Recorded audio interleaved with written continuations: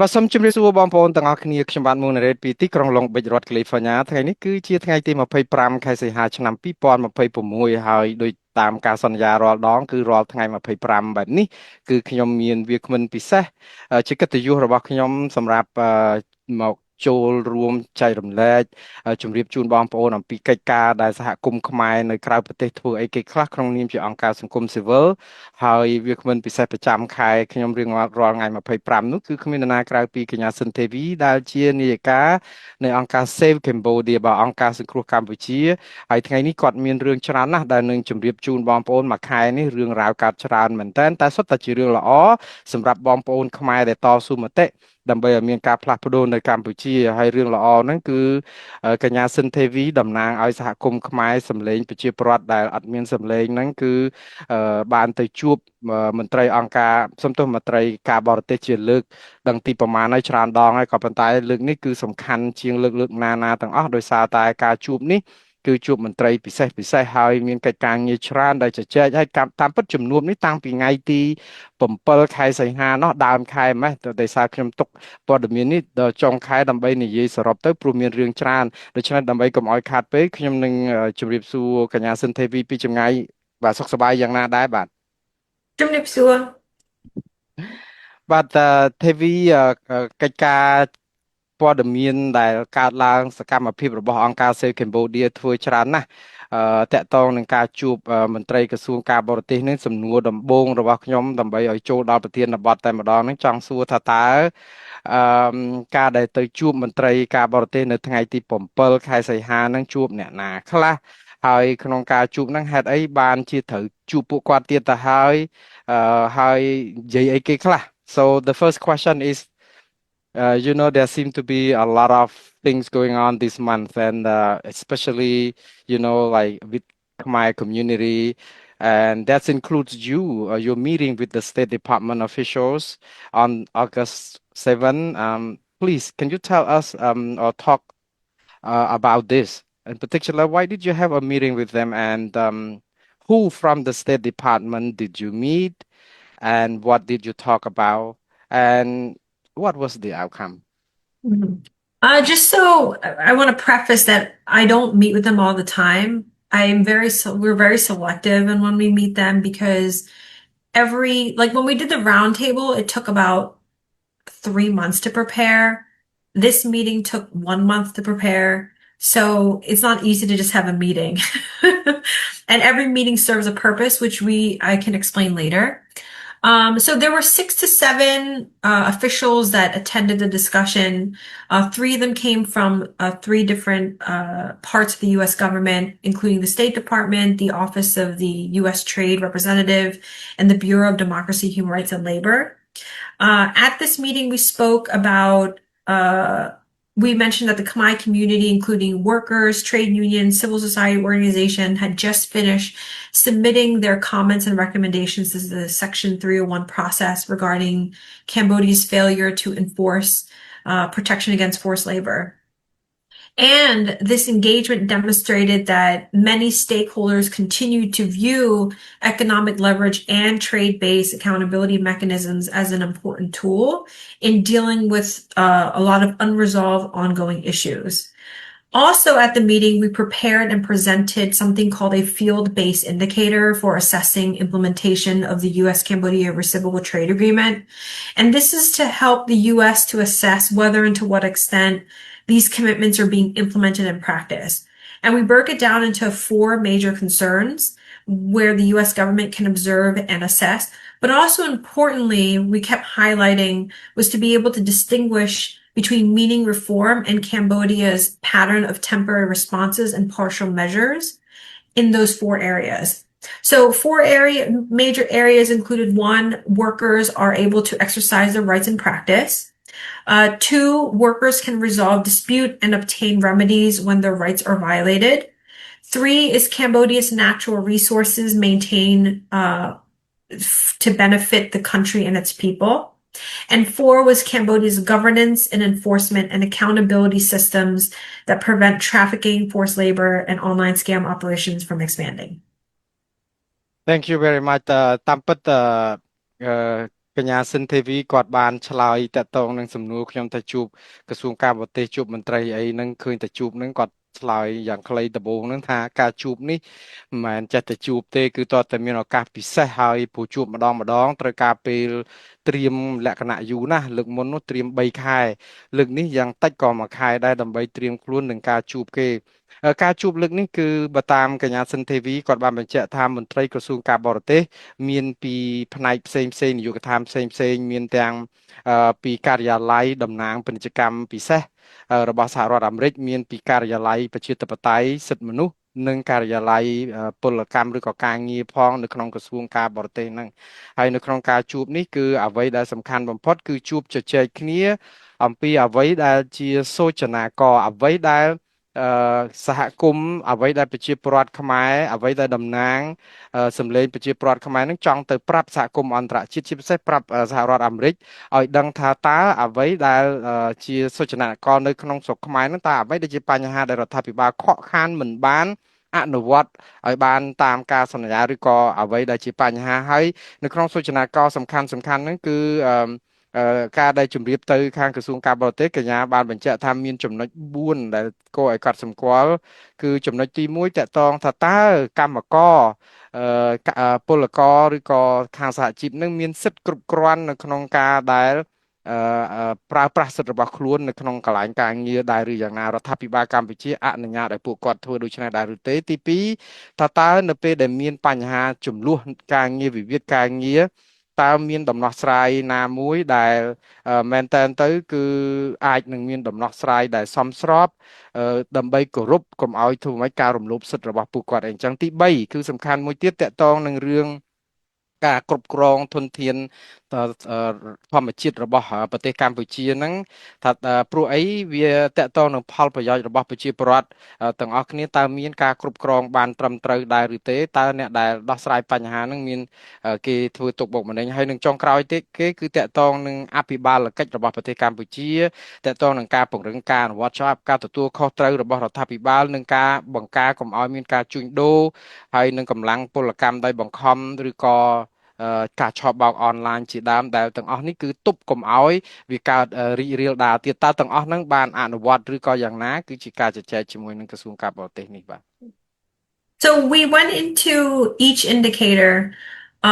And the first indicator is very simple. Can workers actually organize, form unions, raise concern, participate in collective representation without risking their lives? It's very simple. But because we also flagged them because the trade agreement incorporates the ILO standards, we wanted them to be aware of what happened in June 2023. And that was when 3 in-country trade and union organizations issued a report and found major discrepancies between public compliance reporting and what union leader workers were actually experiencing in the factories. And this is where there was a joint program called the Better Factory Cambodia that was between the ILO and the IFC. And they reported perfect compliance scores at the factories, while union leaders found that it was not. It was the opposite. And we wanted to note that because we thought that it was important that as they're assessing, formal compliance indicators do not always reflect the real conditions on the ground. And therefore, it's important that they assess the experiences directly with the workers, the unions, and the labor organizations themselves. The second indicator was about, can workers resolve disputes when their rights are being violated? The important thing here is that we want to make sure that it's not about whether institutions and mechanisms exist, but it's whether or not those institutions are independent and effective enough to address those issues, those outcomes when workers are being violated. And the ongoing NAGA world dispute since 2021 is a very useful example, a very good example that can show whether or not the dispute can actually be resolved and remedied in practice. អរគុណច្រើនដល់កញ្ញាទេវីបន្ថែមទៀតមិញដោយសារតែគាត់បញ្ជាក់អំពីមានសុចនាករ4សំខាន់ដែលប្រាប់ទៅក្រសួងការបរទេសអាមេរិកដើម្បីឲ្យយកចិត្តទុកដាក់នៅក្នុងនោះគឺតកតងចំណុចទី1ពីរឿងថាតើកម្មករពលករសហជីពអីហ្នឹងមានសិទ្ធិគ្រប់គ្រាន់នៅក្នុងការប្រើប្រាស់សិទ្ធិរបស់ពួកគាត់បានដែរត្រឹមត្រូវដែរឬទេចំណុចនេះគឺអ្វីដែលកញ្ញាបញ្ជាក់ទៅក្រសួងការបរទេសគឺលើកឡើងអំពីអ្វីដែលខាងអង្គការសហជីពនៅក្នុងមូលដ្ឋានបានបញ្ជាក់ពួកអីអ្វីដែលរដ្ឋាភិបាលប្រាប់គឺច្រើនតែថាអ្វីគឺមិនមានបញ្ហារដ្ឋាភិបាលគោរពសិទ្ធិគោរពអីសហជីពអីចឹងក៏ប៉ុន្តែនៅពេលដែលសហជីពខ្លួនឯងដែលជាជនរងគ្រោះមករាយការណ៍ពីរបាយការណ៍របស់ពួកគាត់គឺផ្ទុយស្រឡះពីអ្វីដែលរដ្ឋាភិបាលបានប្រាប់រាយការណ៍ដូចជាឧទាហរណ៍ដូចក្នុងករណីដែលយើងដឹងហើយឆ្នាំ2023គឺមាននៅខែមិថុនាមានរបាយការណ៍រួមគ្នាតកតងនឹងបញ្ហាសិទ្ធិការងារនិងពលកម្មនៅប្រទេសកម្ពុជាហ្នឹងគឺក៏គេបានរកឃើញអំពីបញ្ហាមិនស៊ីសង្វាក់គ្នារវាងអ្វីដែលរដ្ឋាភិបាលរាយការណ៍និងអ្វីដែលកើតឡើងជាក់ស្ដែងទៅដល់សហជីពយើងមើលដូចជាករណីដែលកម្ពុជាបង្កើតឲ្យមានគេហៅកម្មវិធីរោងចក្រប្រសើរអីអញ្ចឹងទៅដោយសារតែយកកម្មវិធីនេះថាគេធ្វើរបាយការណ៍របស់រដ្ឋាភិបាលចេញមកគឺល្អឥតខ្ចោះគឺកម្មករទទួលបានផលទទួលបានការគោរពទទួលបានអីហ្នឹងគឺថាពេញទំហឹងក៏ប៉ុន្តែជាលទ្ធផលគឺពួកគេរាយការណ៍មកគឺច្រើនតែមិនបានគោរពទេឥឡូវឧទាហរណ៍ជាក់ស្ដែងមួយទៀតដូចជាករណីដែលយើងឃើញអង្គការនៅករណីរបស់ Naga World ជាគំរូយើងមើល Naga World គឺមានបញ្ហាតវ៉ានឹងរាប់ឆ្នាំហើយ4ឆ្នាំជាងហើយអត់មានដំណោះស្រាយអីឲ្យពួកគាត់ទេក៏ប៉ុន្តែរដ្ឋាភិបាលនៅពេលនោះក៏គាត់ថាអ្វីគឺគេបានដោះស្រាយតាមនីតិវិធីត្រឹមត្រូវនេះគឺគ្រាន់តែជាឧទាហរណ៍មួយដើម្បីពន្យល់ឲ្យឃើញថាអ្វីដែលរដ្ឋាភិបាលថាអ្វីដែលជាការជាក់ស្ដែងហ្នឹងគឺវាមិនដូចគ្នាទេបាទ And the third and fourth indicator, the third one is about sovereignty, the foreign linked commercial activities, and the management of Cambodia's resource. We mentioned that this has been one of the most long-standing sensitive issues discussed within the Khmer community worldwide for decades. As long as I've been doing work with Khmer people, it's always about sovereignty. And one of the reasons this indicator is so important is because it ultimately comes back to the same question. Who benefits from Cambodia's resource, economic activity? Who benefits from the development? And for that reason, transparency regarding major projects, foreign linked commercial activities, illegal transshipment by third countries, investment activities, they all provide important information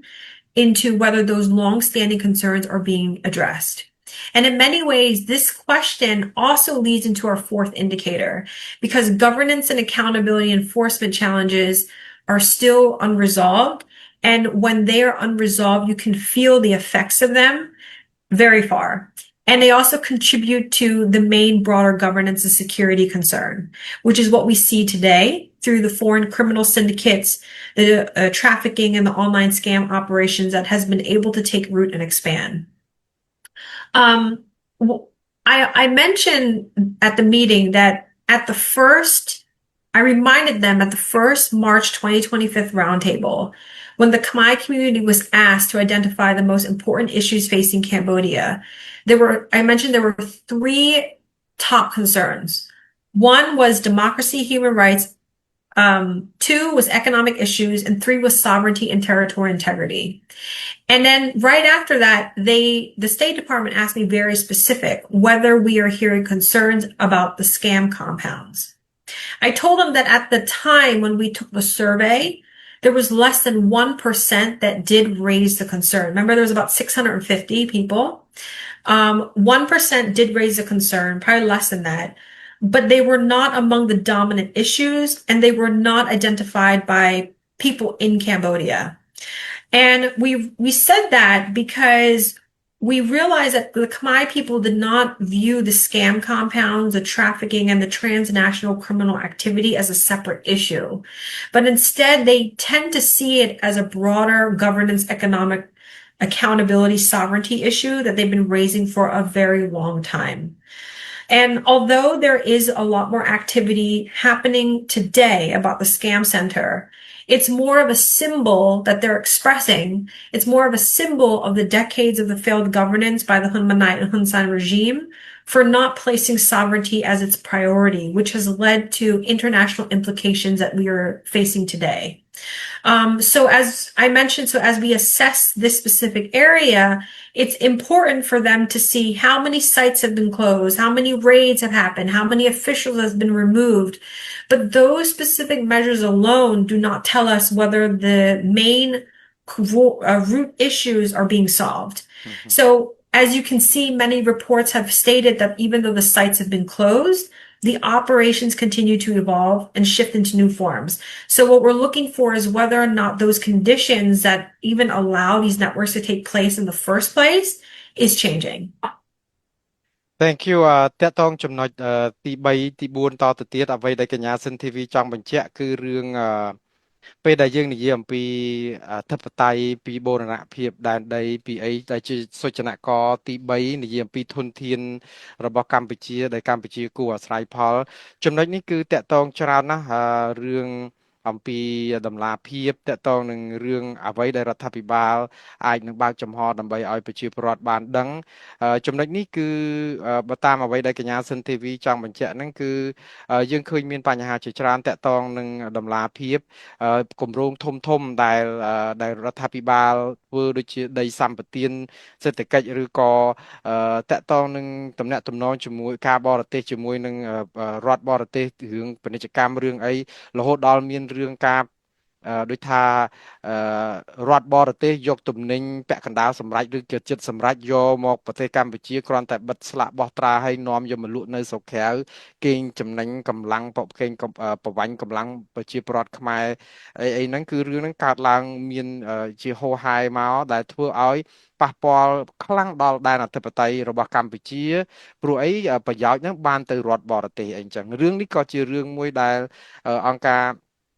ឬក៏សហគមន៍តាមរយៈអង្គការ Safe Cambodia ក៏តែងតែលើកឡើងជាប្រចាំដែរចំណុចនេះវាតកតងចូលនឹងសូចនាករទី4ដែលនិយាយអំពីសំទោសទី4ហ្នឹងគឺនិយាយអំពីអភិបាលកិច្ចតកតងការពង្រឹងការទទួលខុសត្រូវរបស់រដ្ឋាភិបាលកម្ពុជានៅក្នុងការដោះស្រាយបញ្ហាបងប្អូនប្រហែលជានៅចាំហើយកាលពីឆ្នាំ2025គឺខែមីនានៅពេលដែលក្រសួងការបរទេសជួបជាមួយនឹងអង្គការ Save Cambodia ដែលមានតំណាងឲ្យសហគមន៍នេះគឺបានរកឃើញនៅចំណុចសំខាន់ចំនួន3ដែលសហគមន៍ចង់ប្រាប់ទៅក្រសួងការបរទេសកាលហ្នឹងគឺចំណុចធំ3នោះគឺមានទី1តកតងបញ្ហាប្រជាធិបតេយ្យបញ្ហាសិទ្ធិមនុស្សនិងតកតងនឹងបញ្ហាសេដ្ឋកិច្ចដែរហើយរឿងបញ្ហាអធិបតេយ្យបូរណភាពហ្នឹងក៏ជារឿងសំខាន់មួយដែរក៏ប៉ុន្តែអ្វីដែលគួរឲ្យកត់សម្គាល់កាលពីឆ្នាំ2025ដើមឆ្នាំហ្នឹងគឺនៅក្នុងការស្ទង់មតិប្រជាពលរដ្ឋទាំង600អ្នកជាងគឺ650អ្នកមានតែ1%តែប៉ុណ្ណោះដែលលើកអំពីបញ្ហាឆបោកអនឡាញពួកអីក្រសួងការបរទេសគេសួរដែរថាតើចាត់ទុកការឆបោកអនឡាញហ្នឹងវាពាក់ព័ន្ធដល់បញ្ហាដែនអធិបតេយ្យឬក៏បូរណភាពដែនដីកម្ពុជាអីហ្នឹងដែរប្រជាពលរដ្ឋខ្មែរភាគច្រើនគាត់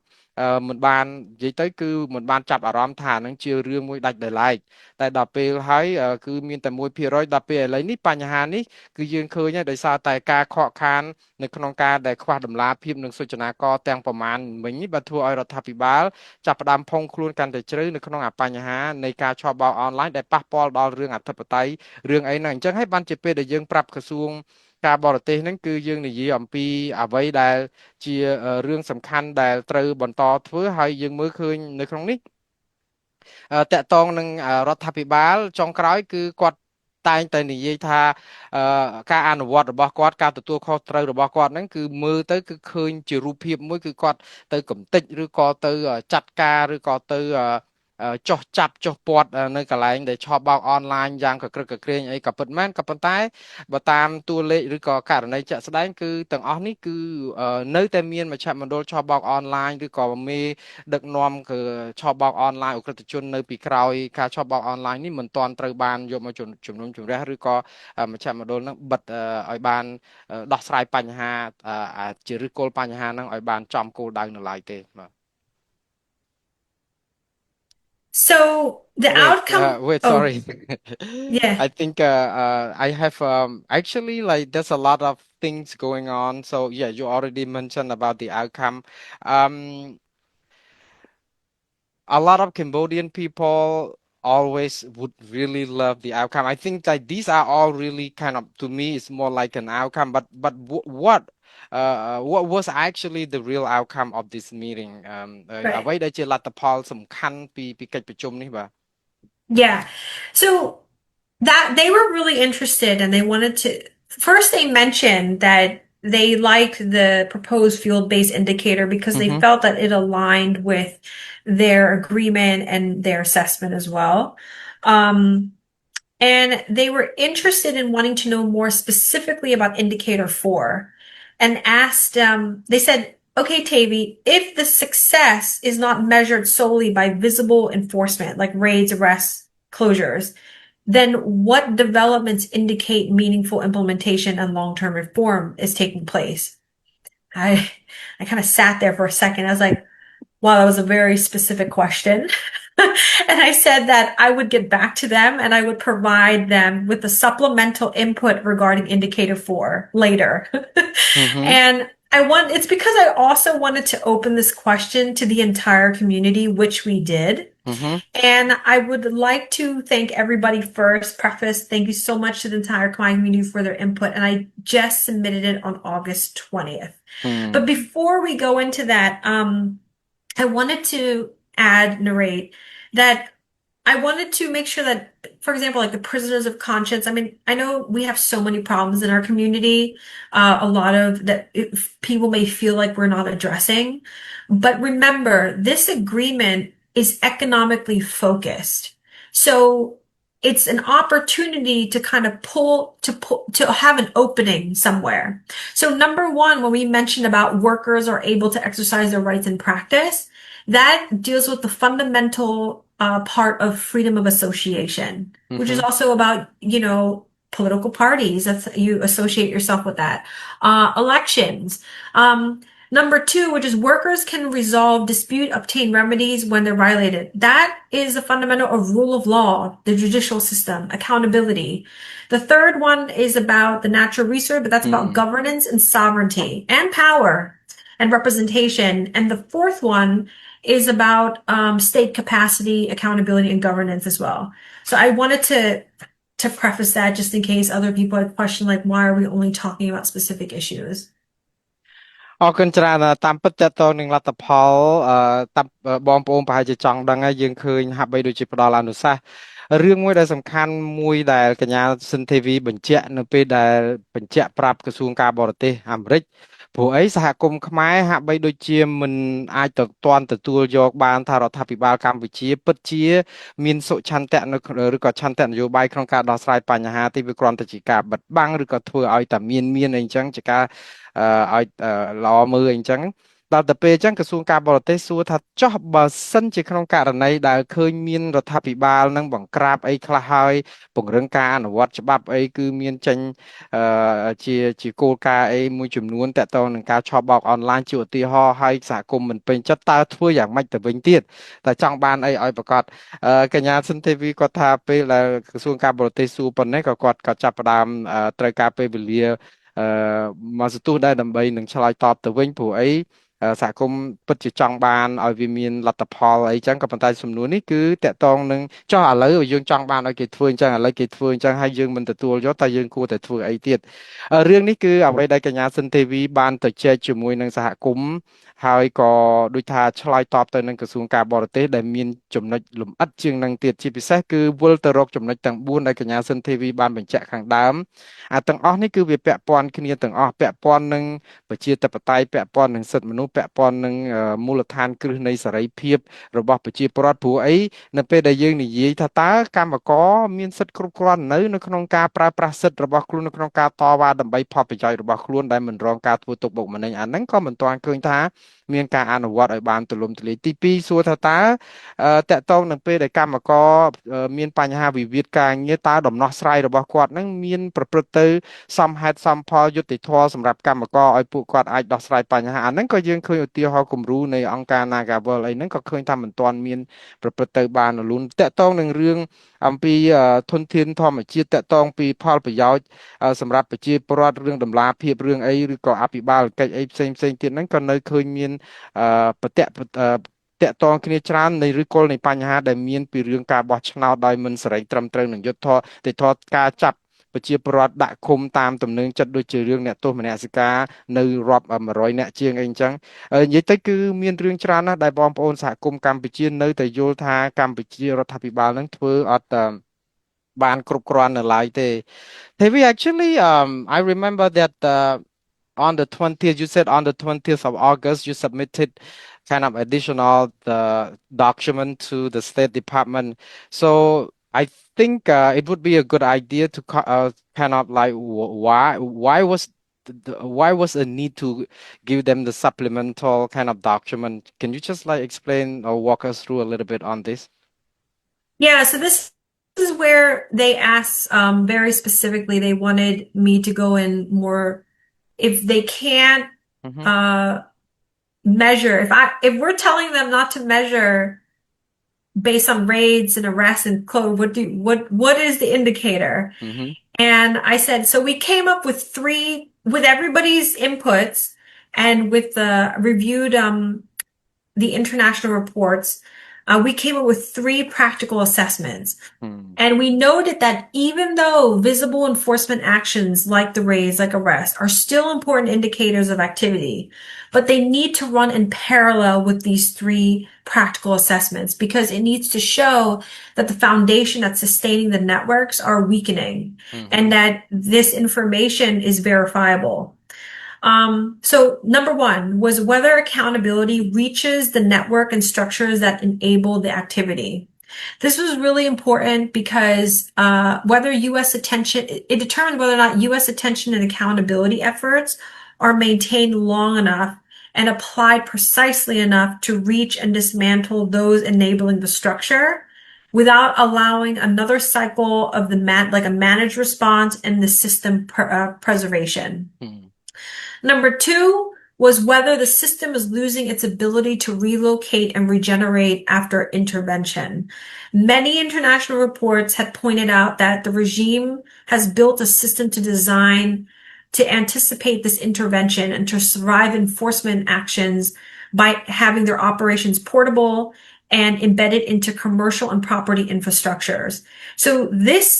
because this report was coming out, it shows that the system can be disrupted without eliminating operational capacity. The third one was whether claim progress can be independently assessed and verified rather than accepted solely through the regime's official announcement. So we want to know, is Cambodia fully cooperating with the U.S. through shared investigation, interrogation, and intelligence sharing? Are some of these announcements only by the Cambodian government? And I know this is separate, but this is a perfect example of assessment. Was a post that the U.S. Embassy in Phnom Penh last week, I think it was Friday, and they announced that a joint initiative resulted in arrest. And this announcement was verified by the U.S., not an announcement just by the Cambodian government. But that's what we want to see more, because last week I saw a whole bunch of articles coming out by the Cambodian government saying there was arrest here, there was arrest there, deportation here, but we want it to be verifiable. Thank you អរគុណច្រើនមិញហ្នឹងខ្ញុំសួរកញ្ញាសិនធីវីជាពិសេសតកតងនឹងរឿងបន្ថែមឯកសារទៀតដោយសារតែពេលដែលសហគមន៍ខ្មែរឬក៏បងប្អូនដែលនៅតាមមូលដ្ឋានគាត់និយាយថាអ្វីដែលរដ្ឋាភិបាលធ្វើបង្ក្រាបអីចុះឡើងនឹងតកតងរឿងឆបោកអនឡាញអីជាឧទាហរណ៍វាមិនគ្រប់គ្រាន់ទេគឺគ្រាន់តែធ្វើជាមិនគួរឲ្យជឿទុកចិត្តអញ្ចឹងទៅបានក្រសួងការបរទេសសួរថាចឹងធ្វើម៉េចដើម្បីឲ្យទុកចិត្តតើដល់អញ្ចឹងទៅបានជាអង្គការ Save Cambodia សហការជាមួយនឹងសហគមន៍ខ្មែរសូមឲ្យជួយជាយោបល់ហ្នឹងដាក់ឯកសារទៅបន្ថែមទៀតដើម្បីបញ្ជាក់ប្រាប់ក្រសួងការបរទេស3ចំណុចជាក់ស្ដែងធំចំណុច3ជាក់ស្ដែងដែលចង់ឲ្យក្រសួងការបរទេសហើយក៏ឲ្យរដ្ឋ ដ្ឋាភិបាលកម្ពុជាដឹងដែរថាទី1គឺតើតកតងនឹងការទទួលខុសត្រូវតើមានអីដែលអាចមានដូចថាបណ្ដាញណាមួយដើម្បីដូចថាដាក់រដ្ឋាភិបាលកម្ពុជាឲ្យទទួលខុសត្រូវចំពោះអ្វីដែលជាសកម្មភាពដែលខ្លួនអះអាងថាពិតជាដោះស្រាយបញ្ហាស្ដារស្ថានភាពនឹងឲ្យប្រសើរអីចឹងឧទាហរណ៍តើមានប្រព័ន្ធណាមួយនៅក្នុងមូលដ្ឋានដើម្បីនៅឃ្លាំមើលនឹងអាចឲ្យរដ្ឋាភិបាលទទួលខុសត្រូវជាក់ស្ដែងនៅរឿងនេះដែរឬយ៉ាងណាហ្នឹងចំណុចទី1ចំណុចទី2គឺតកតងនឹងប្រព័ន្ធនៃការទទួលខុសត្រូវព្រោះយើងដឹងហើយថាពួកអក្រិតជនបើយើងមើលករណីនៃការឆបោកអនឡាញពួកគេអាចនឹងមានរូបភាពអីផ្សេងពីហ្នឹងជួនកាលយើងកំទេចអាធំហ្នឹងទៅវាទៅជាបំបីរូបភាពតូចតូចហើយឆ្លៀតឱកាសហ្នឹងហើយមួយយ៉ាងទៀតដែលសំខាន់បំផុតគឺរដ្ឋាភិបាលដែលដឹកនាំផ្ដាច់ការនៅលើโลกជាទូទៅគេអាចព្យាករអំពីអ្វីដែលអ្នកដែលចង់ឲ្យគេអនុវត្តអីចង់ធ្វើអញ្ចឹងគេចាប់ផ្ដើមដូចថាចិត្តតែធ្វើឲ្យទៅតាមការផ្គាប់ចិត្តឲ្យត្រូវថាយើងចង់បានអញ្ចឹងគឺគេធ្វើមុនគឺគេព្យាករអារបៀបដោះស្រាយបញ្ហាគ្រាន់តែយកមុខមាត់ហ្នឹងតែមិនមែនជាការជាក់ស្ដែងអីអញ្ចឹងយើងមានយន្តការអីដើម្បីដោះស្រាយបញ្ហាហ្នឹងទប់កុំឲ្យរឿងហ្នឹងកើតឡើងកុំឲ្យរដ្ឋាភិបាលចេះតែថាឬក៏ចេះតែពង្រៀងដានអញ្ចឹងរហូតនឹងចុងក្រោយទៀតគឺតកតងនឹងរឿងពីការដែលព័ត៌មានដែលសហការគ្នាព្រោះធម្មតាដើម្បីដោះស្រាយបញ្ហាបាននៅប្រទេសកម្ពុជាម្នាក់ឯងធ្វើមិនកើតទេព្រោះអីយើងដោយសារខ្វះសេចក្តីទុកចិត្តអញ្ចឹងវាត្រូវការជួយកម្លាំងពង្រឹងរវាងកម្លាំងកម្ពុជានិងអាជ្ញាធរបរទេសជាពិសេសដែលទុកចិត្តនៅក្នុងការបង្ក្រាបអក្រិតដូចថាចែកផ្លាស់ប្ដូរព័ត៌មានសម្ងាត់គ្នាឬក៏សហការក្នុងការស៊ើបអង្កេតជាមួយគ្នាតើរដ្ឋាភិបាលកម្ពុជាពិតជាបើកដៃឬក៏បើកទ្វារចំហឲ្យមានកិច្ចសហប្រតិបត្តិការឲ្យព័ត៌មានរបស់គាត់ហ្នឹងគួរជឿ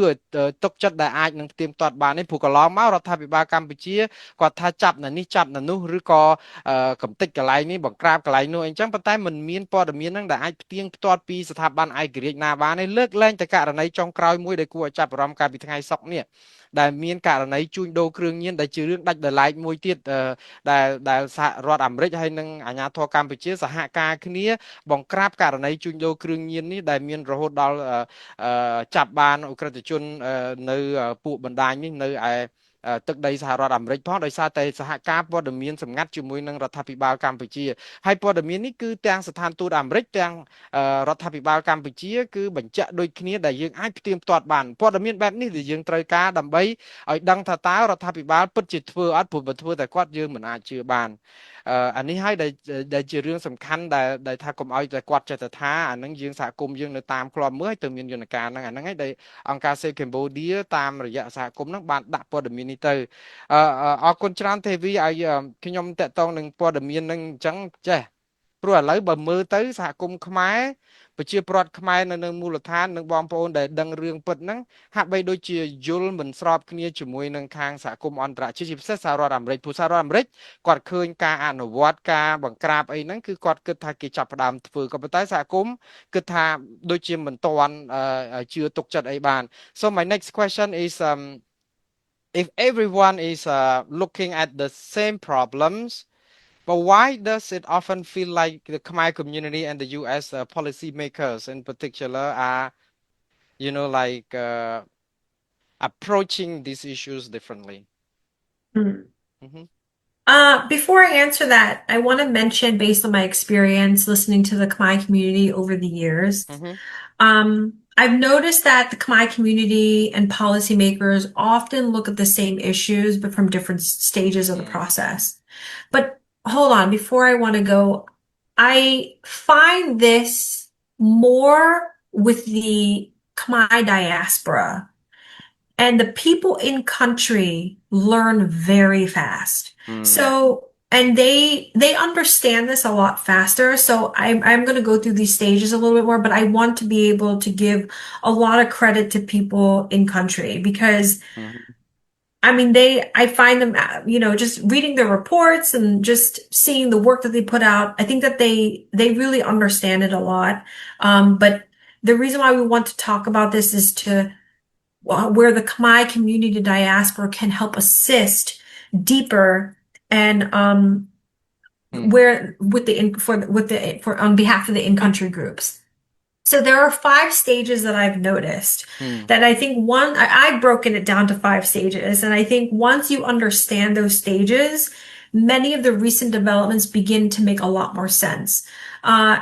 And you'll start to look at the situation differently and help you to become more proactive than reactive. And this framework is not just limited to Cambodia, but it can be applied more broadly and understand where governments, institutions, civil society groups are within a process and to identify the strengths and the shortcomings. Okay. So stage 1 is what we all know is what is happening, what is the problem. Everybody talks about it in our community. The Khmer community's conversation usually always begins with, and everyone agrees that a problem exists.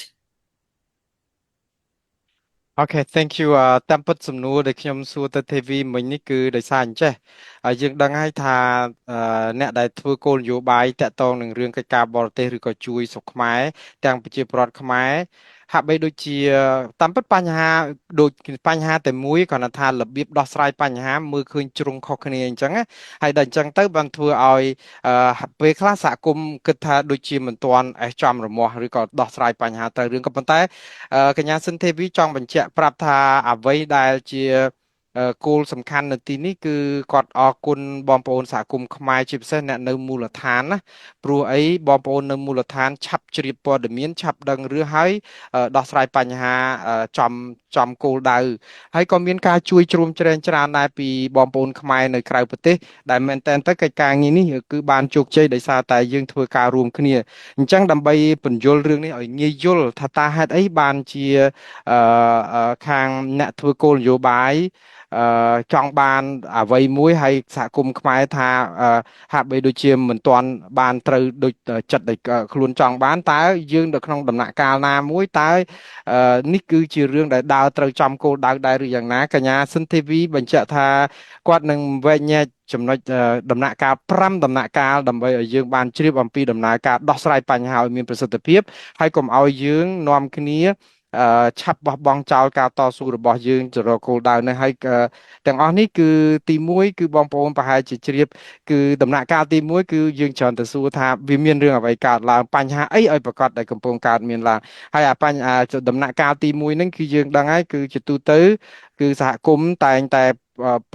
ផ្ដុំគ្នាហើយនឹងយល់ដូចថាមើលឃើញបញ្ហានឹងដូចគ្នានេះគឺជាដំណាក់កាលកំណត់ឲ្យឃើញបញ្ហាអ្វីមួយ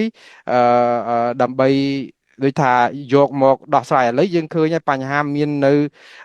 ការបង្ក្រាបផ្នែកនយោបាយទុកបុកម្នេញផ្នែកនយោបាយយើងសិតតែដឹងថាហ្នឹងកំពុងកើតឡើងចឹងបញ្ហាឆបោកតាមអនឡាញបញ្ហារំលោភសិទ្ធិពលករកម្មករអីចឹងនិងបញ្ហាអធិបតេយ្យអីចឹងStage 2 is why is it happening? And that I know a lot of people feel like they know it, but it's how you package it. And then it also that'll determine how you move forward from there. So that focus shifts away from individual events, individual people, and ask what is the system producing them? That one talks about the root cause, not the symptom. A lot of times people get these confused. So symptoms are like political arrest, scam operation, the border dispute, foreign influence. Root causes are governance and accountability failures, institutional erosion, and authoritarian consolidation. So the problem is that many people focus on individual issue, but they don't connect it to the larger pattern. So as a result of that, the conversation returns back to stage 1, which is the traditional community process, which is what is the problem? What is the most recent problem? And then you get overwhelmed by it. And then you just want to jump to action. And a perfect example is the sovereignty issue. Many people view and treat the Thai border, CLV, foreign military activity, the scam center as separate issues. But in reality, they are connected to the broader 45-year pattern. And if you break it, you also weaken the case as well. So an example is the Thai border issue. Very sensitive topic for everybody, I know. But many people naturally focus on Thailand and the border itself, completely understandable. But stopping there, it It doesn't tell us why Cambodia continues to face similar challenges decade after decade. And then the next question is what conditions allow these situations to develop in the first place? អរគុណច្រើនតកតងនឹងចំណុចទី2ដែលកញ្ញាសិនធីវីចង់បញ្ជាក់អំពី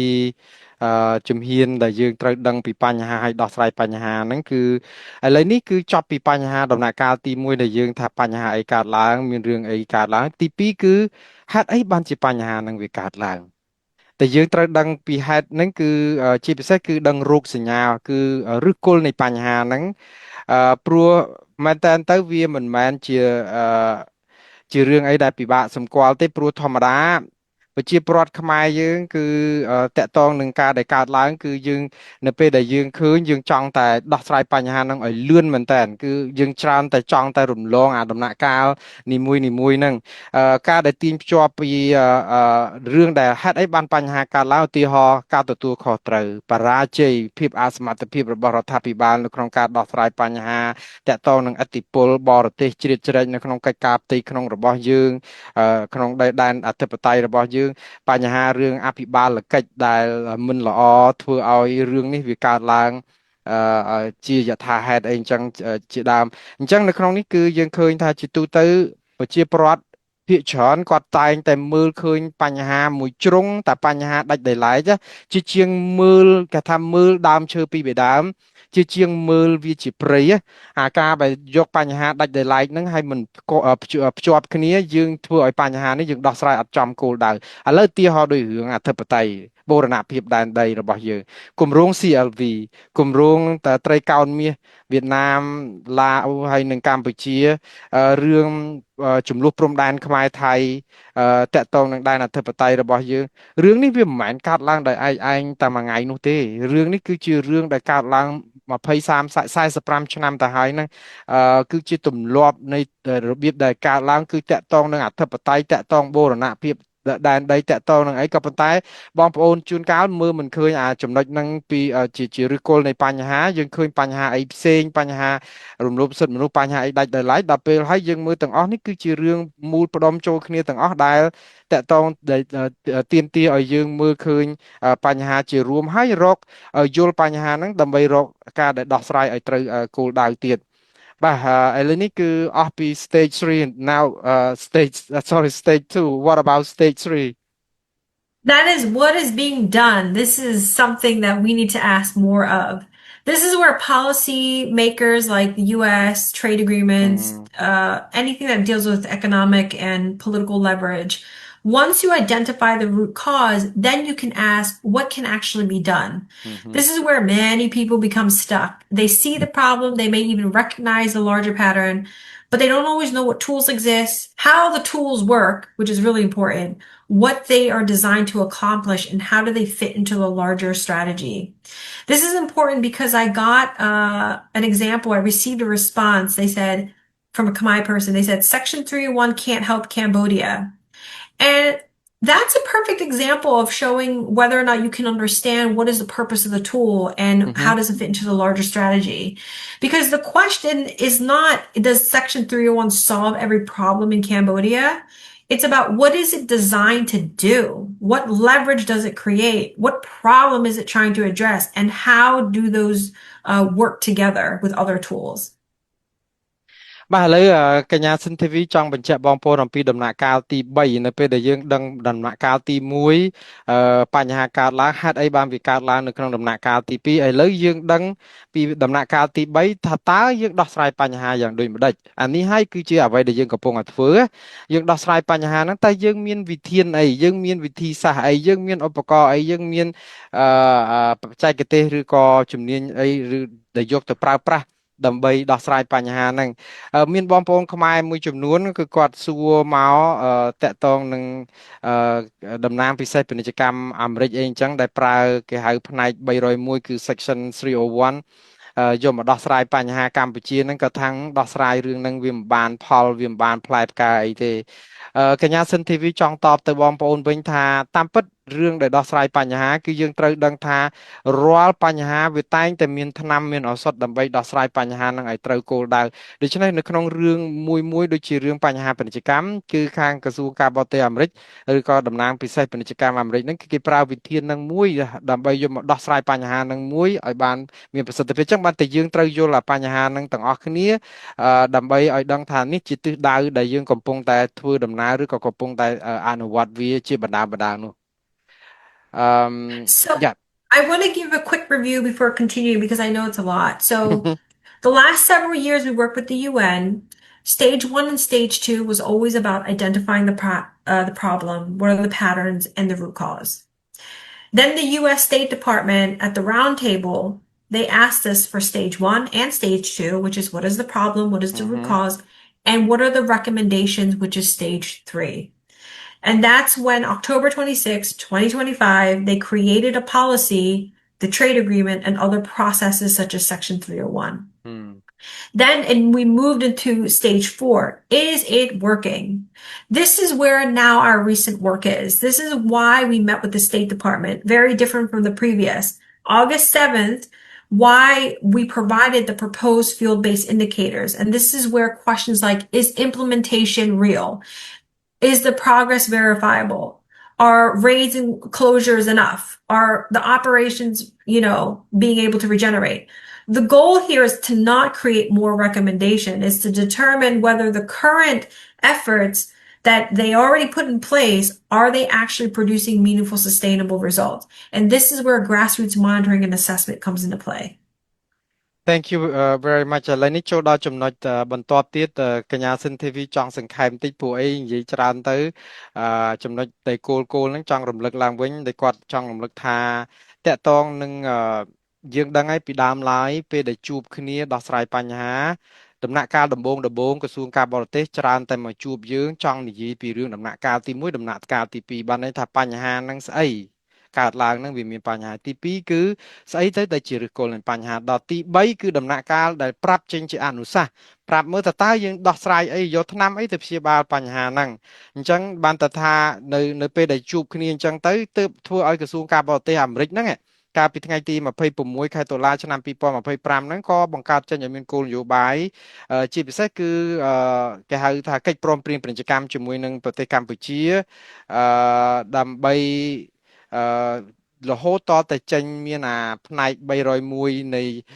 គោលការណ៍របស់សហរដ្ឋអាមេរិកដើម្បីកំណត់យកមកប្រើនៅក្នុងការដាក់សម្ពាធរដ្ឋាភិបាលកម្ពុជាដើម្បីឲ្យអនុវត្ត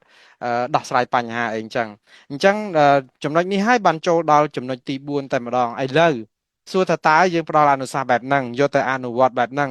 តើវាមានប្រសិទ្ធភាពឬក៏វាមានប្រយោជន៍បានជោគជ័យដែរឬយ៉ាងណាអានេះហើយដែលជារឿងដែលសំខាន់មួយទៀតដែលសហគមន៍ខ្មែរនឹងជាមួយនឹងក្រសួងការបរទេសហ្នឹងកំពុងតែអនុវត្តឬក៏ជជែករួមគ្នាហ្នឹងគឺយើងក៏បានប្រាប់ទៅខាងក្រសួងការបរទេសអំពីអ្វីដែលជាសូចនាករឬក៏អ្វីដែលជាសន្ទុះដើម្បីបង្ហាញថា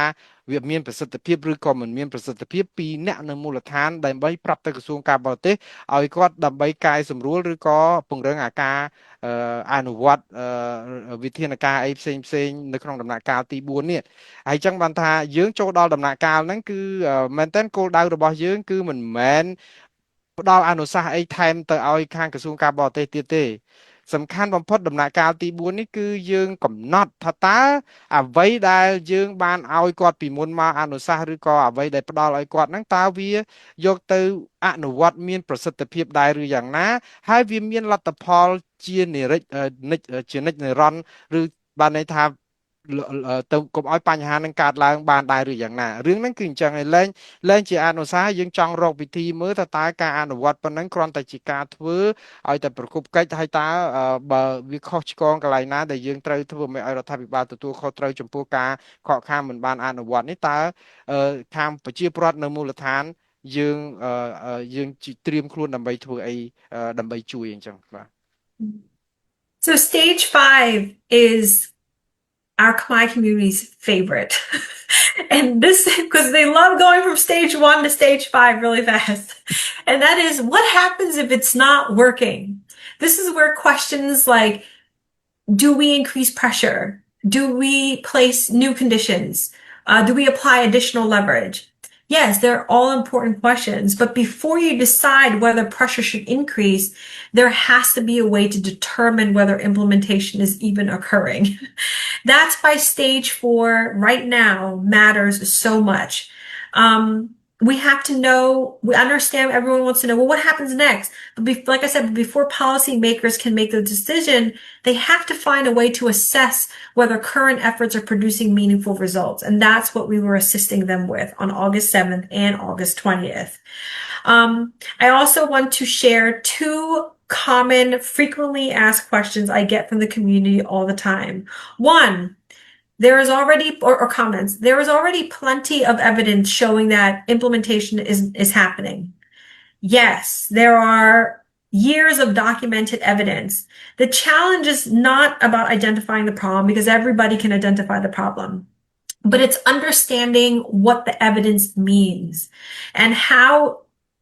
does it connect? How do those different issues connect with each other? And how does the information can be used to assess whether implementation is actually taking place? The second one I always get is that you must be careful because the government knows how to say things the right way. They know how to make the right announcement. They know how to create an appearance as if their progress is taking place. You can't trust them.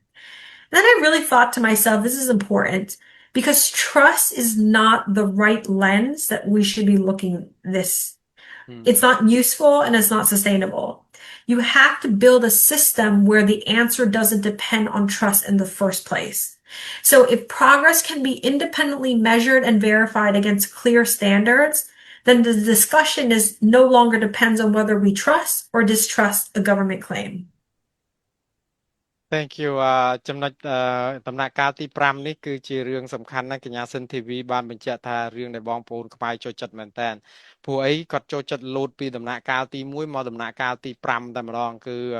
ឲ្យឆាប់ដល់គោលដៅដំណាក់កាលទី5នេះគឺតកតងនឹងថាតើបើអនុវត្តបែបនេះមានអនុសាសន៍អញ្ចឹងត្រូវពង្រឹងការអនុវត្តអញ្ចឹងតែវាអត់ជោគជ័យវាយ៉ាងម៉េចត្រូវធ្វើអីអញ្ចឹងទៅអឺកញ្ញាសិនធីវីចង់បញ្ជាក់ថាតកតងនឹងអ្វីដែលយើងកំពុងតែធ្វើគឺវាមានដំណាក់កាលរបស់វាច្បាស់លាស់ដូច្នេះអឺវាត្រូវទៅឲ្យតាមលំដាប់លំដោយព្រោះអីអ្នកដែលអនុវត្តគោលនយោបាយដាក់សម្ពាធឬដាក់តនកម្មឬក៏ពង្រឹងការអនុវត្តឲ្យអ្នកណាម្នាក់ទទួលខុសត្រូវអីគេត្រូវការមើលការវិតម្លៃត្រូវការយកវាទៅអនុវត្តមួយរយៈហើយចាំតាមដានវាតាមក្រោយមើលតើបានប្រសិទ្ធភាពឬយ៉ាងណាយើងមិនអាចនឹងលោតលឿនខុសអាដំណាក់កាលនឹងលឿនពេកទេអ្វីដែលកញ្ញាសិនទេវីចង់ជម្រាបបញ្ជាក់បន្ថែមនេះគឺមានបងប្អូនយើងបញ្ចេញជាមតិហើយលើកជាមតិដែលជាទូទៅមតិដែលមានប្រជាប្រិយជាងគេចំនួន2មកចែករំលែកដែរជាអ្វីដែលពួកគាត់តែងតែលើកជារឿយថាតស៊ូដោយអត់បានផលអត់បានអីអញ្ចឹងទីមួយគាត់សួរថាជាមតិថាតាមពិតខ្វះអីផោះតាងមានមួយកណោណាផោះតាងដែលយើងយកមកបង្ហាញអំពីការដែលរដ្ឋាភិបាលអត់មានអនុវត្តទៅតាមអ្វីដែលខ្លួនឯងសន្យាហ្នឹងឃើញខ្វះអីទៅយកទៅណាអស់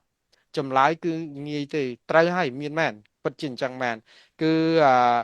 មានភ័ស្តុតាងរាប់ឆ្នាំហើយដែលគេប្រមូលមកហ្នឹងគឺឃើញអំពីបញ្ហាអាសកម្មរបស់ឬក៏បញ្ហាប្រឈមតាក់ទងនឹងអ្វីដែលរដ្ឋាភិបាលសន្យាក៏ប៉ុន្តែមិនធ្វើឬក៏មិនព្រមធ្វើតាមសោះតែម្ដងអីហ្នឹងគឺយើងដឹងតកតងនឹងបញ្ហាមួយនេះគឺ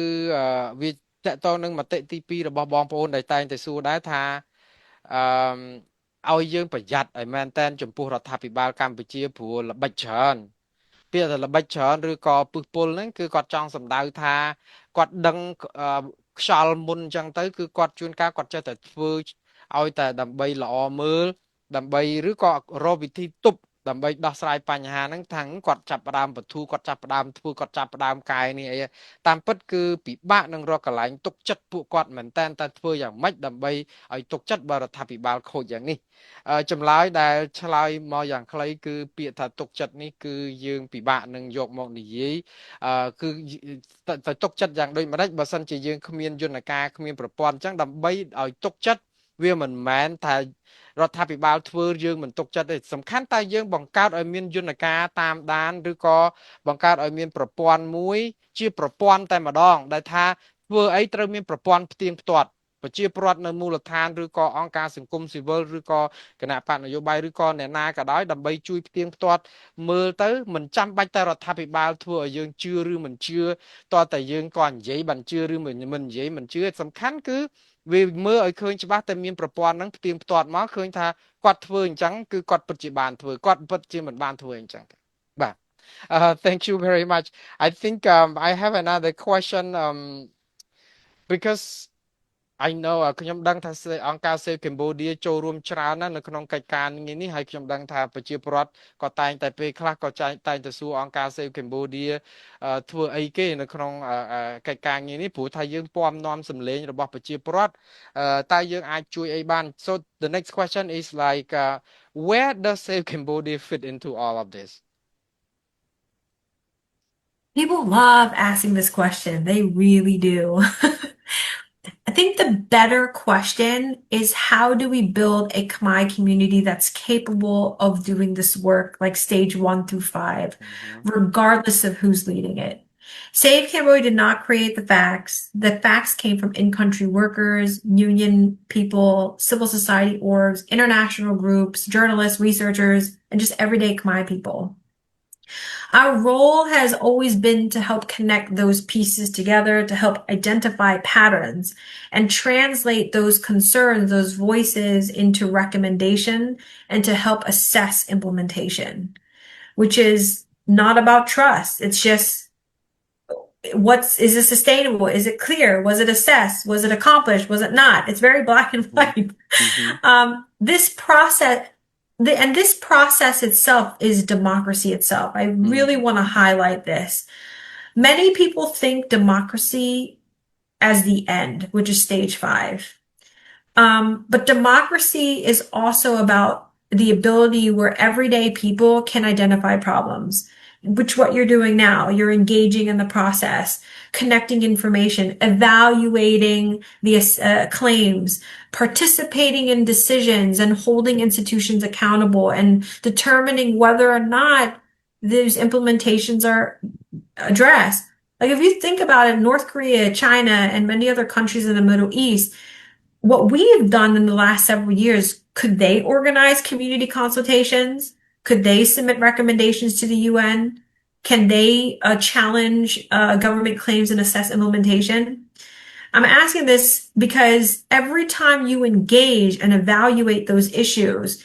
and engage in this entire process, you're practicing democracy. Democracy is not something that just begins at the end process. Democracy is present throughout the entire process.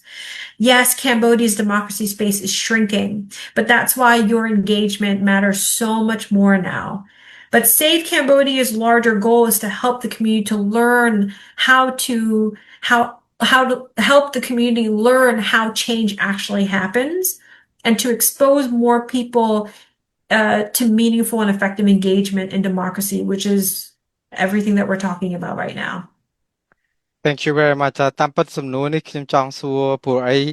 អង្គការ Save Cambodia មែនតើទៅមិនមែនជាអង្គការចាត់តាំងនយោបាយមិនមែនជាអ្នកដែលទៅកាន់អំណាចឬក៏អ្នកចូលទៅកាន់ចង្កូតផ្លាស់ប្ដូរអីនៅស្រុកខ្មែរទេប្រជាពលរដ្ឋខ្មែរដែលជាម្ចាស់ឆ្នោតឯនោះទៅវិញទេអញ្ចឹងបើខ្ញុំសួរតើអង្គការ Save Cambodia ធ្វើអីនៅក្នុងដំណើរការអស់ទាំងនេះហេតុអីបានជាអង្គការ Save Cambodia មានតួនាទីអីនៅក្នុងហ្នឹងដែរកញ្ញាសិនធីវីឆ្លើយយ៉ាងសាមញ្ញថាតាមពិតមែនតើទៅសំណួរដែលសួរថាតើយើងទាំងអស់គ្នាអាចធ្វើយ៉ាងម៉េចដើម្បីជួយកសាងសហគមន៍ខ្មែរមួយឲ្យរឹងមាំមិនមែនសម្រាប់ Save Cambodia អង្គការនេះទេគឺធ្វើម៉េចយើងរួមគ្នាកសាងសហគមន៍មួយឲ្យមានសមត្ថភាពដើម្បីធ្វើកិច្ចការងារនេះមិនចាំបាច់តែមានការដឹកនាំឬដឹកមុខដោយអង្គការ Save Cambodia ទេគឺឲ្យសហគមន៍ខ្មែរយើងហ្នឹងគឺថារឹងដៃរឹងជើងធ្វើកិច្ចការងារនេះដោយខ្លួនឯងសម្រាប់រយៈពេលយូរអង្វែងអានេះគឺជាគោលដៅធំបំផុតរបស់អង្គការ Save Cambodia ដែលចង់ឃើញហើយអង្គការ Save Cambodia មែនតើគឺមិនមែនជាអ្នកដែលបង្កើតអង្គហេតុឲ្យ អីតាមពិតអង្គហេតុវាមានពិតហើយនៅស្រុកខ្មែរនឹងរឿងវាកើតឡើងមកហើយអញ្ចឹងអង្គការអ្វីដែលកើតឡើងនៅប្រទេសកម្ពុជាតាក់ទងនឹងរឿងធ្វើទុកបុកម្នេញកម្មករពលករសហជីពឬក៏អ្នកដែលអង្គការសង្គមស៊ីវិលឬក៏ប៉ះពាល់ដល់ក្រុមអង្គការសង្គមស៊ីវិលអ្នកកសែតអ្នកសារព័ត៌មានអីហ្នឹងគឺជាអង្គហេតុដែលមានពិតហើយពួកគាត់ក៏ជាម្ចាស់សាក្សីរស់នៅក្នុងការដែលមានអង្គហេតុនឹងភស្តុតាងនឹងនៅហើយអញ្ចឹងហើយបានថាអង្គការ Save Cambodia នៅក្នុងនេះគឺធ្វើយ៉ាងម៉េចផ្សារភ្ជាប់ឬក៏ភ្ជាប់ទំនាក់ទំនងប្រជាពលរដ្ឋទាំងអស់ហ្នឹងទាំងអ្នកដែលមានបញ្ហាដែលជាជនរងគ្រោះនៃអំពើផ្សេងដែលប៉ះពាល់ដល់ការធ្វើទុកបុកម្នេញរបស់ពួកគាត់ហ្នឹងឲ្យគាត់មានចេះជួយគ្នាដើម្បីជួយផ្ទៀងផ្ទាត់ការអនុវត្តពង្រឹងការអនុវត្តច្បាប់អីមួយរបស់រដ្ឋាភិបាលអីចឹងនៅក្នុងប្រទេសហ្នឹងដូច្នេះក្នុងនេះគឺមែនតើកញ្ញាសិនទេវីរាប់ថាការចូលរួមរបស់សហគមន៍យើងតាំងពីដំណាក់កាលទី1ដល់ដំណាក់កាលទី5មិនមែនលោតផ្លោះឬយ៉ាងម៉េចទេគឺជាដំណើរការប្រជាធិបតេយ្យមួយដែរហើយយើងដឹងហើយថាដំណើរការប្រជាធិបតេយ្យនេះគឺប្រជាពលរដ្ឋគឺច្រើនតែគិតថាប្រជាធិបតេយ្យតចូលដល់ដំណាក់កាលទី5ហ្មងគឺតកតងនឹងតវ៉ាបាតកម្មអីចឹងមិនមែនទេបើប្រជាធិបតេយ្យគឺតាំងពីដំណើរការទី1រកបញ្ហាឬគោលបញ្ហាចូលរួមអនុសាសន៍ដោះស្រាយបញ្ហារួមគ្នាអីហ្នឹងរឿងទាំងអស់នេះគឺបើយើងមើលអ្វីដែលយើងកំពុងធ្វើគឺជាដំណើរការប្រជាធិបតេយ្យបើយើងមើលនៅប្រទេសកូរ៉េខាងជើងឬក៏នៅប្រទេសចិនឬក៏ប្រទេសកុម្មុយនីសដទៃទៀតសំទោសនៅមជ្ឈិមបូព៌ាអីវ៉ានេះយើងឃើញថាប្រជាពលរដ្ឋអង្គការសង្គមស៊ីវិលភាគច្រើនគាត់មិនសូវមានឱកាសនឹងអាចធ្វើកិច្ចការងារនេះបានច្រើនដូចយើងផងអញ្ចឹងយើងខ្មែរយើងនៅក្រៅប្រទេសនេះយើងអាចចងក្រងគ្នាដើម្បីបញ្ចេញសម្លេងដើម្បីអនុវត្តសិទ្ធិប្រជាធិបតេយ្យដែលមានគ្មានការរដ្ឋបិទនៅពីខាងក្រៅនេះដើម្បីឲ្យមានប្រជាធិបតេយ្យនៅប្រទេសកម្ពុជាជាការពិតហើយប្រទេសកម្ពុជាលំហប្រជាធិបតេយ្យវារួមតូចមែនហើយយើងដឹងតាលំហហ្នឹងគឺវារួមតូចអញ្ចឹងហើយបានជាវាមានសារៈសំខាន់ណាស់សម្រាប់បងប្អូនសហគមន៍ខ្មែរយើងទាំងអស់នេះដែលឱកាសដែលមាននៅក្នុងការប្រើប្រាស់សិទ្ធិនយោបាយរបស់ឬសិទ្ធិប្រជាធិបតេយ្យរបស់ខ្លួនហ្នឹងនៅក្នុងការចូលរួមតាំងពីដំណាក់កាលដំបូងនៅក្នុងការដោះស្រាយបញ្ហាហើយចុងក្រោយគឺគោលដៅធំបំផុតរបស់អង្គការ Save Cambodia គឺដើម្បីជួយសហគមន៍ឲ្យចេះដោយថាធ្វើយ៉ាងម៉េចត្រៀមខ្លួនដើម្បីដោះស្រាយបញ្ហាជាពិសេសគឺមើលតើមានការប្រែប្រួលមានការផ្លាស់ប្ដូរមានការអាចវិតម្លៃជួយធ្វើអីទៀតដើម្បីដោះស្រាយបញ្ហាដែលមានហើយយើងគឺជាអ្នកកញ្ចក់ជាអ្នកផ្លុំកញ្ចែជាអ្នកដែលផ្ទៀងផ្ទាត់ដូចកុំឲ្យរដ្ឋាភិបាលជិះសេះលែងដៃអីអញ្ចឹងអានេះហើយដែលជាការចូលរួមយ៉ាងសកម្មនៅក្នុងកិច្ចការប្រជាធិបតេយ្យមួយដែរដែលបងប្អូនមិនអាចមើលរំលងអូវែងណាស់ហើយកញ្ញាសិនទេវីខ្ញុំនៅមានសំណួរពីរទៀតដើម្បីមុននឹងបញ្ចប់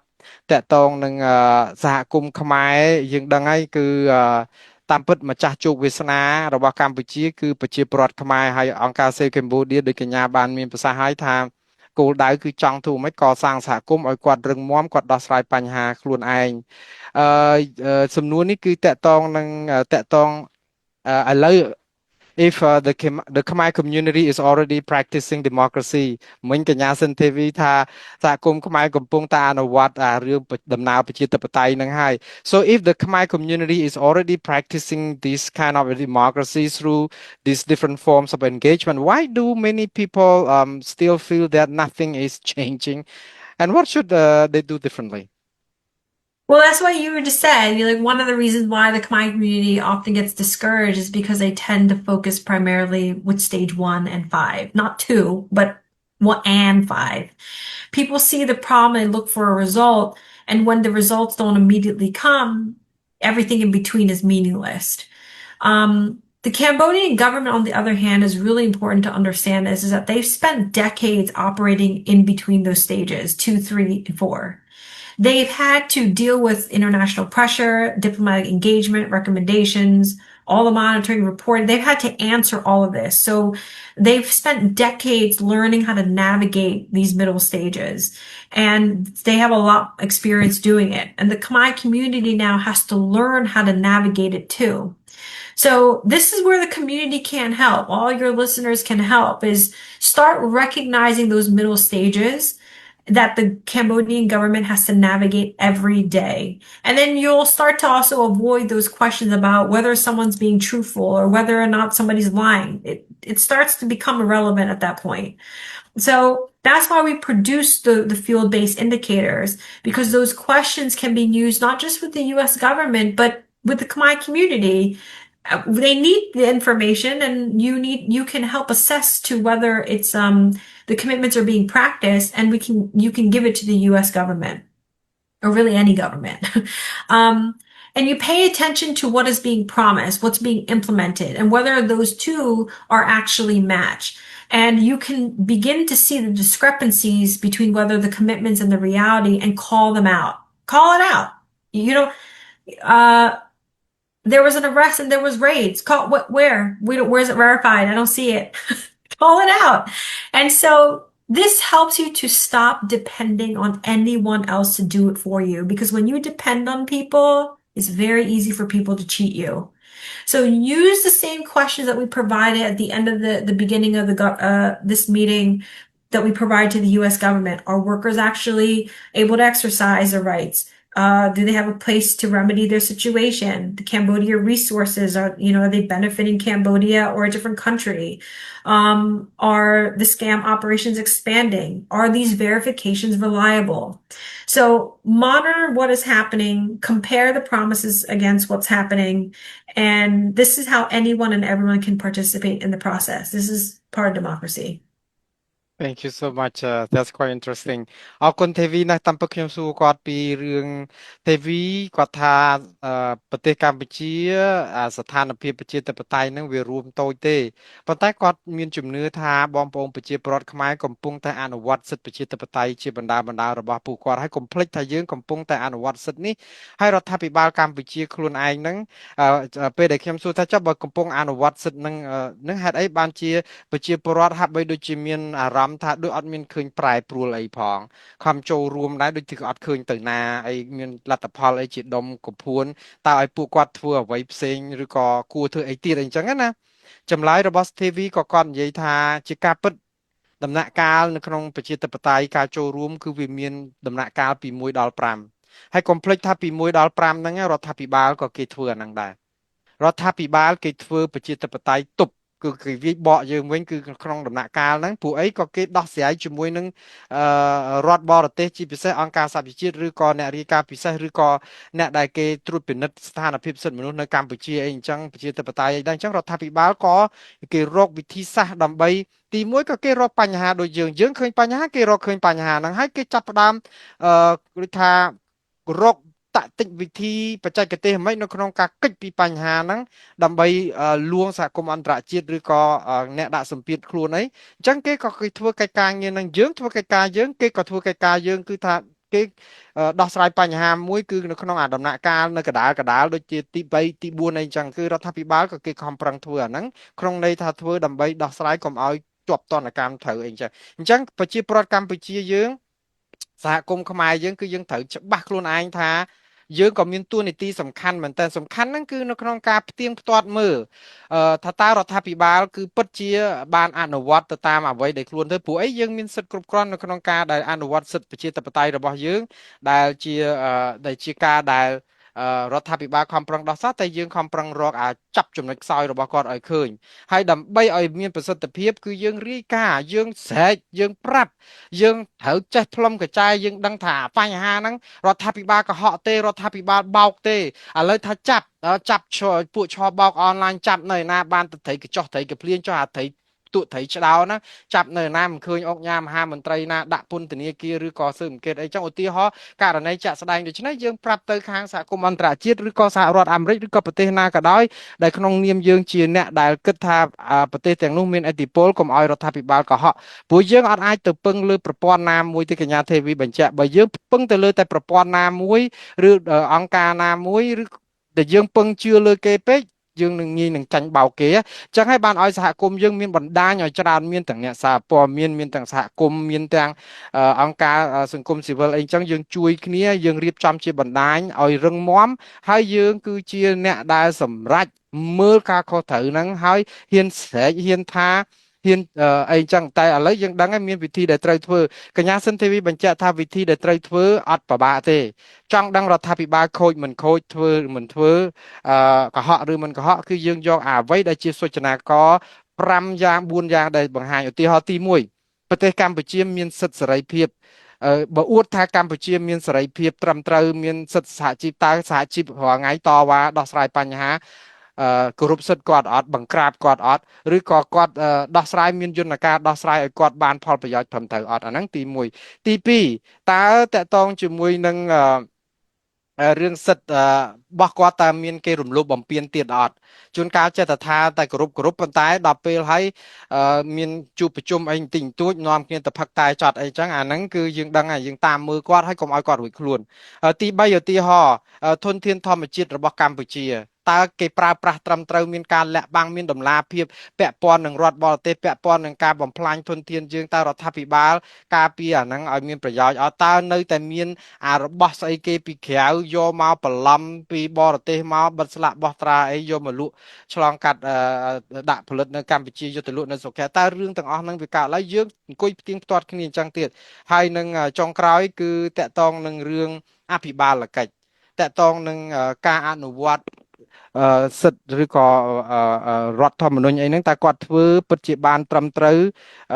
អីអញ្ចឹងតើរឿងហ្នឹងវានៅតែរីកអ្វីដែលកើតឡើងពីមុនមកដែលគាត់ថាបានដោះស្រាយតើវាពិតជានៅកើតឡើងយ៉ាងណាអញ្ចឹងប្រជាពលរដ្ឋមានដំណាក់កាលហ្នឹងយកមកផ្ទៀងផ្ទាត់ឲ្យសួរគាត់អញ្ចឹងសរុបសេចក្តីមកគឺប្រជាពលរដ្ឋគឺមានភារកិច្ចនៅក្នុងការត្រួតពិនិត្យអ្វីដែលកំពុងកើតឡើងតើវាមានប្រសិទ្ធភាពអនុវត្តបានឬមិនបានហើយយើងជាអ្នកដែលយកសម្លេងហ្នឹងប្រើប្រាស់ឲ្យមានប្រសិទ្ធភាពនៅក្នុងដំណើរការនេះដែលជាសិទ្ធិចូលរួមផ្នែកនយោបាយផ្ទៀងផ្ទាត់រដ្ឋាភិបាល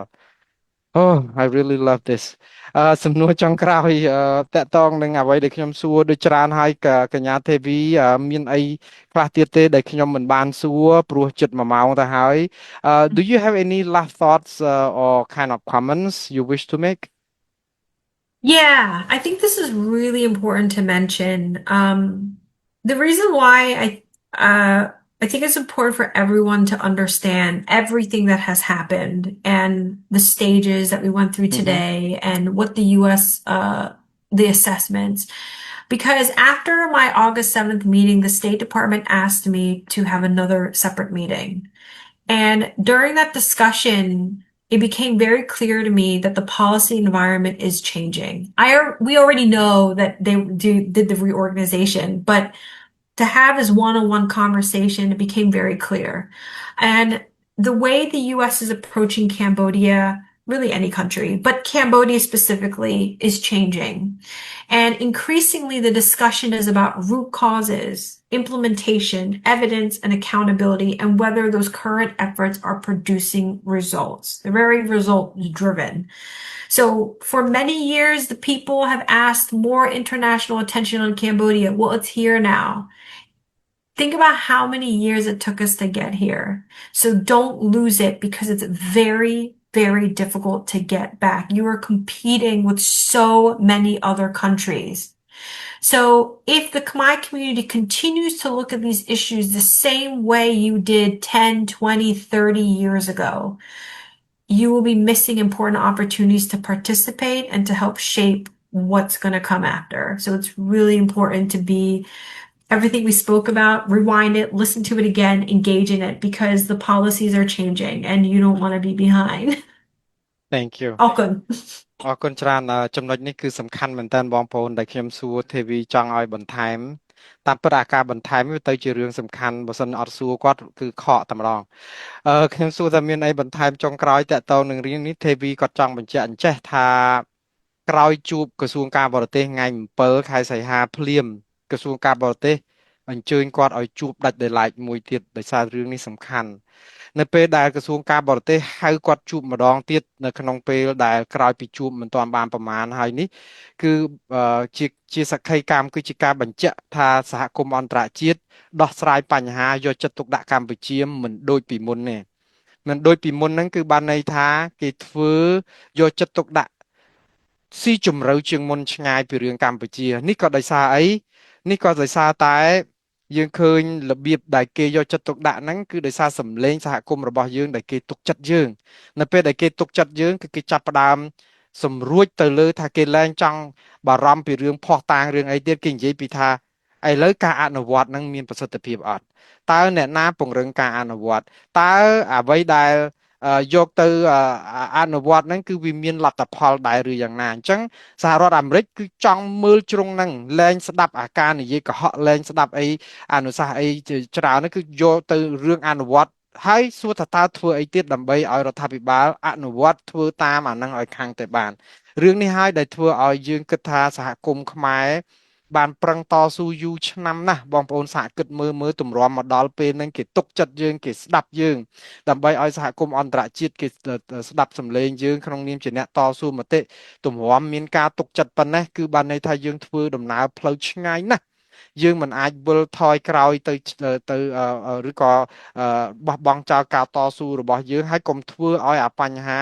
តែគេឈ្មោះការជឿទុកចិត្តរបស់យើងលើឆាកអន្តរជាតិដែលគេគោរពឲ្យតម្លៃរបស់យើងហ្នឹងវាកពុបឬក៏វាបាត់បង់ទៅវិញមិនងាយស្ដារមកវិញទេព្រោះយើងចំណាយពេលយូរនៅក្នុងន័យនេះក៏ចង់បានន័យថាសហគមន៍ខ្មែរយើងប្រឹងប្រែងធ្វើការរួមគ្នាដែលមានប្រសិទ្ធភាពមែនតើហើយក្នុងនេះក៏អាចបញ្ជាក់បានថាទៅអនាគតទៅវែងឆ្ងាយគឺយើងនៅបន្តប្រឹងអឺបន្តក្តីសង្ឃឹមនឹងការជួយគ្នាបន្តទៀតដើម្បីឲ្យមាន